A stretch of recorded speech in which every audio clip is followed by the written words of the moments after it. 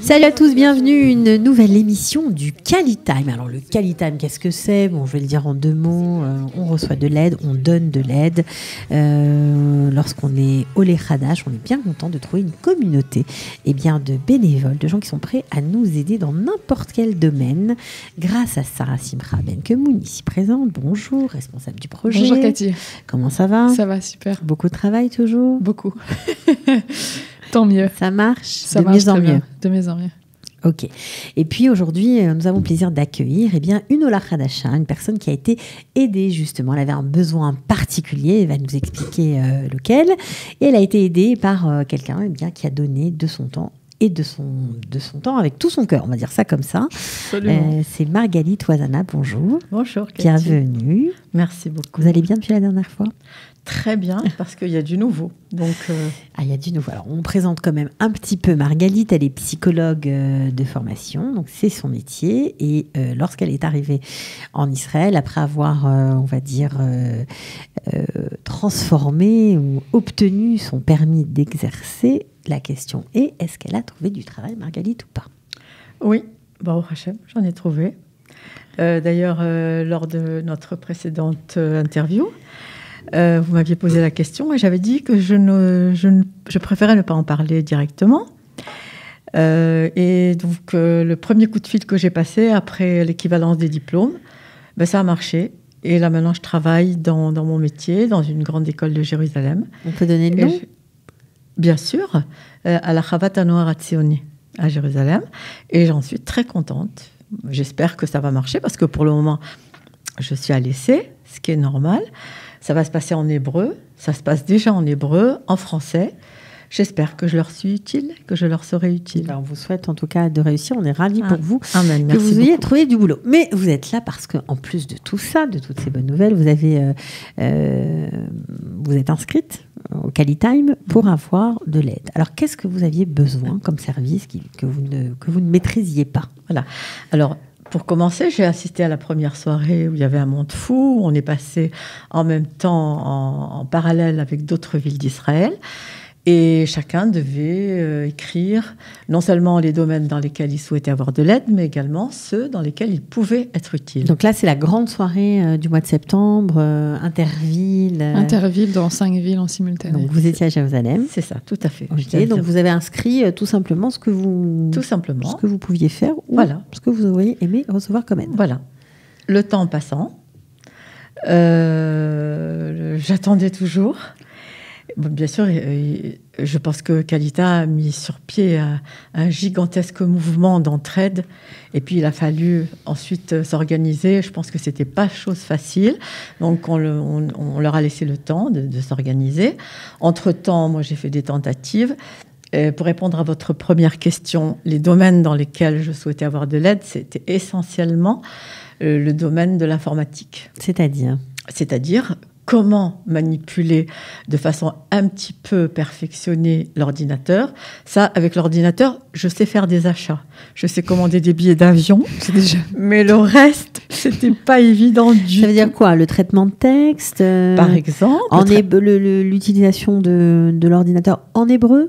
Alors justement, j'ai fait 2 expériences qui ne se sont pas avérées concluantes. Je me suis inscrite à 2 matnassim à 2 époques différentes, à des cours d'informatique. Les cours n'étaient pas adaptés parce qu'il fallait connaître toute la terminologie en hébreu. Je sais maintenant comment on dit Kovetz Metzoraf, comment on dit Gibouche, comment on dit, etc., etc. Mais à l'époque, c'était des systèmes différents puisque c'était Windows et que moi, mon matériel, c'était Apple. Ouais, donc ça devient déjà là, c'est compliqué. Voilà. Et d'autre part, il donnait des tas d'informations dont nous n'avions pas besoin vraiment. Donc j'ai arrêté. Donc vous avez arrêté et vous êtes tourné vers Qualitime. J'avais déjà demandé à Qualitime, mais j'étais en attente de l'intervention de Qualitime. C'est une demande très particulière. Il faut dire qu'on a eu peu de demandes dans ce cas-là. On a eu des très très peu de bénévoles aussi. Donc c'était vraiment compliqué. Donc c'est vraiment une demande, on va dire pointue. Super pointue. Bon, pourtant un beau jour le téléphone a sonné. Voilà. Alors donc je voulais juste dire aussi que j'ai trouvé un autre matnas, mais les cours n'était pas du tout adapté non plus, à peu près pour les mêmes raisons et d'autres raisons supplémentaires. Mais enfin, les matnasim sont magnifiques, c'est pas la peine de s'attarder dessus. En tout cas, c'était pas adapté pour vous, on va dire. Et voilà qu'un jour, je reçois un coup de fil d'une personne me disant il paraît que vous cherchez à avoir des cours d'informatique. J'ai dit oui, où êtes-vous? Et puis il m'a dit je suis prêt à vous aider. J'ai dit mais avec plaisir. Et j'entendais qu'il était israélien. J'ai dit oui, mais c'est un truc de francophone ça. Et il m'a dit c'est vrai, je suis israélien, mais je vais aider les Olim. Et plus tard, j'ai eu l'occasion de bavarder avec lui et d'en savoir plus. Et il m'a raconté qu'en fait, les Olim, pour lui et pour nous-mêmes, étaient appelés à faire partie de la société israélienne, à s'intégrer, et que par son intervention, il les aidait à s'intégrer. J'ai trouvé ça tellement généreux, tellement gentil de sa part, d'autant plus que il m'a évité de me déplacer pour aller jusque chez lui. Il vient à la maison. Alors, il est venu jusque chez vous. On n'a pas peur. Extrême gentillesse. Non, mais ça, est-ce que c'est un problème dans le projet Qualitime? Parce que faire venir quelqu'un qu'on ne connaît pas, après tout, sur un simple coup de fil, dans sa maison, quand on est une femme en plus, c'est pas un peu, on n'a pas un petit peu des réticences? On n'y a pas forcément de réticence. Ils se parlent au préalable par téléphone, donc s'ils sentent, on peut vous appeler aussi vous pour vérifier que. Bien sûr, ils peuvent nous appeler au cas où ils auraient un doute pour vérifier si éventuellement la personne est fiable. Évidemment, il n'y a aucun problème, mais ils se parlent aussi au téléphone, donc ils voient directement si la personne s'il y a un bon contact, si la personne sait de quoi, le domaine dans lequel elle va aider, etc. Je dois dire aussi que, en fait, d'abord, je lui ai fait confiance tout de suite. Il était adorable. Et la deuxième chose, c'est que il est israélien, donc c'est une proposition particulière. La plupart des aides se font entre Olim. Oui. Et j'aimerais bien juste pouvoir aussi donner mon impression personnelle pour le génie de cette action de Qualitime. Pourquoi? Parce que les Olim français ont pour réputation d'être des assistés. C'est un peu faux, c'est un peu vrai. Il ne m'appartient pas de les juger. Mais je pense qu'en faisant une intervention où on fait participer de chaque côté les gens, ils se donnent des services réciproques, et on a tous, je suis parmi eux, on a tous non seulement l'impression de faire, quand on vient en Israël, on a envie de faire quelque chose. Donc on peut aider les autres et on peut recevoir une aide. Et c'est une situation absolument équilibrante, et très agréable pour ma part, en tout cas. Voilà. Alors, en tout cas, vous avez profité des services de ce bénévole, voilà, israélien. C'était une seule rencontre ou c'est plusieurs rencontres? Alors, justement, je dois juste ouvrir une petite parenthèse. C'est qu'en fait, quand on était un petit peu plus familier, on va dire, lorsqu'on s'est parlé, dit plus de choses personnelles, je lui dis que je m'étais un peu méfiée au début. Parce que malgré tout, on a l'habitude, surtout que ça se fasse entre francophones. Et il m'a dit, mais je m'attendais parfaitement à ce que vous fassiez une recherche sur moi. Il a compris. Je lui ai dit que quand même, on était un pays entouré de pas beaucoup d'amis. Et il a parfaitement compris. Donc, il vient régulièrement. Il vient une fois par semaine. Est-ce que ça vous a vraiment aidé? Mais évidemment, parce qu'il s'est adapté à mes besoins, puisqu'il me demande.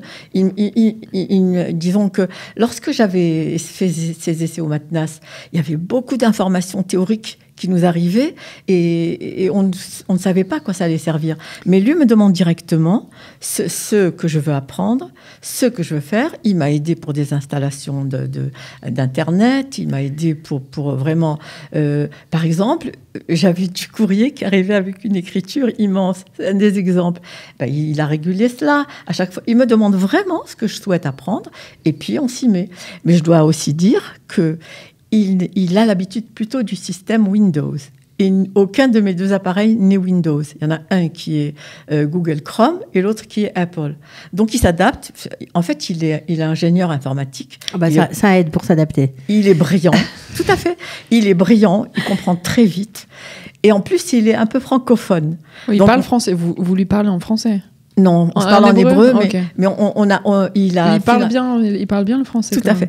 Mais il a accepté très difficilement ce que je lui ai proposé. C'est qu'en fait, lui travaille en tant qu'ingénieur informatique, mais également, il est guide de Jérusalem.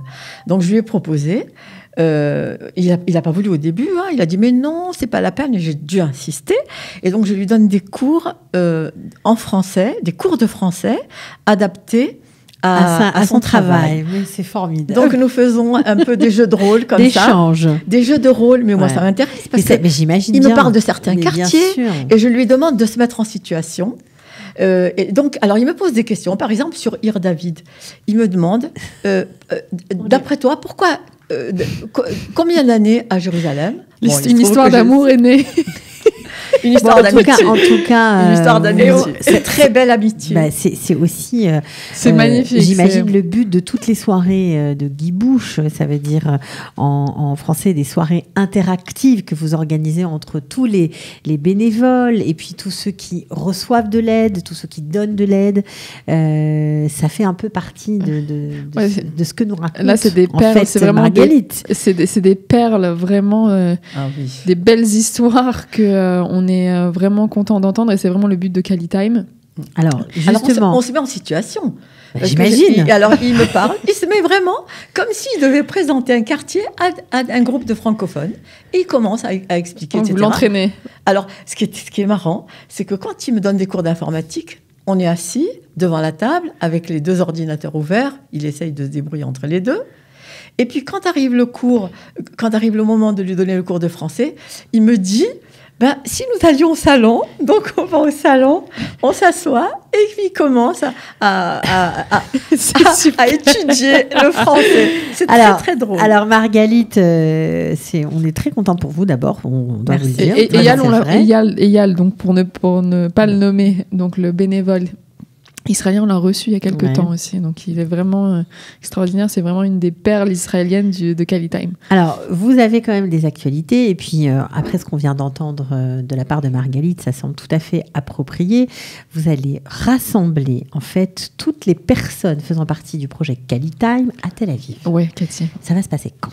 Ça va se passer la soirée du mardi 14 août à Tel Aviv, donc comme sur le même schéma un petit peu de ce qu'on a fait à Jérusalem, donc rassembler, réunir tous les participants de Calitime. Avec des activités ludiques de Guy Bouche, ce qu'on appelle community building, donc apprendre à se connaître, apprendre à partager, à découvrir. Et aussi, il va y avoir une activité musicale avec Jean-Jacques Goldman en chanson par un grand professionnel. C'est pas lui qui sera là, mais vous allez chanter On peut réserver quelques surprises, Cathy. Pour moi, Jean-Jacques Goldman était inimitable. Bon, en tout cas, il y en a qui s'y approchent, il y en a qui sont vraiment doués. Donc voilà, ce sera ce qui va se passer à Tel Aviv, donc le mardi 14 août, de 19h30 à 21h30, 22h.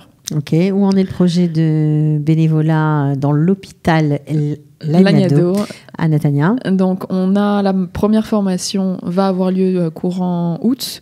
On attend la date. Donc la formation des bénévoles. La formation des bénévoles. Donc je rappelle, c'est que le directeur de l'hôpital Laniado nous a contactés pour créer un groupe de francophones bénévoles pour aider les Olim Hadashim à les accueillir et pour les accompagner et les assister un petit peu dans tout ce qui est le département d'urgence. Parce qu'ils ont beaucoup de bénévoles, mais ils n'avaient pas de bénévoles francophones. Donc ils ont fait appel à nous. Donc on a rassemblé pour l'instant autour d'une trentaine de bénévoles francophones de Netanya qui sont partants pour aider les Olim Hadashim à l'hôpital. Et donc tous ces bénévoles-là, tout ce groupe va bénéficier d'une formation donnée par l'hôpital, donc il y aura lieu au mois d'août. Donc ils peuvent... Dans le cadre de l'hôpital. Dans le cadre de l'hôpital. Comment on fait pour s'inscrire? Parce que j'imagine que 35 bénévoles, c'est pas mal. C'est on va dire le nombre de ces bénévoles qui seront en fait à l'entrée de l'hôpital pour diriger le département des urgences. Voilà, diriger les gens qui vont se présenter aux urgences, qui ne parlent pas l'hébreu, qui sont paniqués, qui savent pas quoi faire, où aller, combien de temps ils vont attendre. Ils ont besoin d'avoir vraiment des réponses concrètes. Parfois, il faut faire des analyses. Pas de panique. Il faut aller à la radio. On ne sait pas dans quel couloir se diriger. On ne sait pas lire en hébreu.